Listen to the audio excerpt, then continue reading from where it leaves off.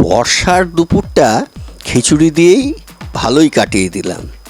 এবার রাতের ডিনারের জন্য কি করব ভেবে পাচ্ছিলাম না। ছিল দুখানা চিকেন লেগ পিস দুটোকে ঠিক একটুখানি এইভাবে চিড়ে নিয়েছি। চিড়ে নেওয়ার পর এর মধ্যে সামান্য লবণ, হলুদ আর অল্প পরিমাণ সর্ষের তেল দিয়ে ভালো করে মাখিয়ে নিলাম। চিকেনটাকে এমনি খেতে ইচ্ছা করে না, যাদের এইরকম খেতে ইচ্ছা করবেন তারা একবার এইভাবে করে খেয়ে দেখুন, অসাধারণ লাগবে। 60% আমি ঝলসে নিলাম। এবার আমি এর জন্য যে মশলাগুলো ব্যবহার করব, পেঁয়াজ, আদা, রসুন, টমেটো, এগুলোকেও ঠিক একইভাবে পুড়িয়ে নেব। পোড়া মশলার স্বাদ কিন্তু অসাধারণ হয়। ঠিক এইভাবে পুড়িয়ে নিচ্ছি। আমার পোড়ানো হয়ে গেছে, মশলাগুলোও পোড়ানো হয়ে গেছে। এগুলোকে এবার ভালো করে পরিষ্কার করে নিয়ে একদম বেটে নেব।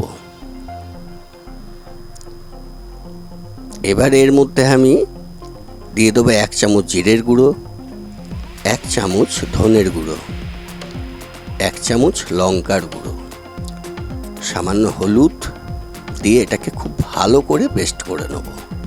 পেস্ট আমার হয়ে গেছে। এইবার মশলাটাকে একটু কষিয়ে নেব। কষানোর পর এইবার সেই মশলাটা পুরো মাংসটার সাথে ঠিক এইভাবেই মাখিয়ে নেব। 1 চামচ গোলমরিচের গুঁড়ো দিয়ে দিলাম, একটু টক দই দিয়ে দেবো। আপনারা এতে একটু পাতিলেবুর রসও ব্যবহার করতে পারেন। কাশ্মীরি লঙ্কার গুঁড়ো দিয়ে দিলাম কিছুটা। এবার অল্প পরিমাণ লবণ দিলাম, দিয়ে খুব ভালো করে মাংসটাকে মশলাটা মাখিয়ে নেব। কিছুক্ষণ ঢেকে রাখলাম। এইবার ভাপানোর প্রস্তুতি।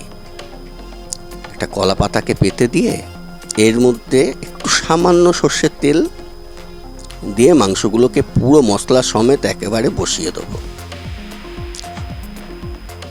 এবার কয়েকটি চেরা কাঁচা লঙ্কা আর কয়েকটা পেঁয়াজ এর মধ্যে দিয়ে দেবো। পুরো আধ ঘন্টা এটাকে পুরো ভাপাতে থাকবো।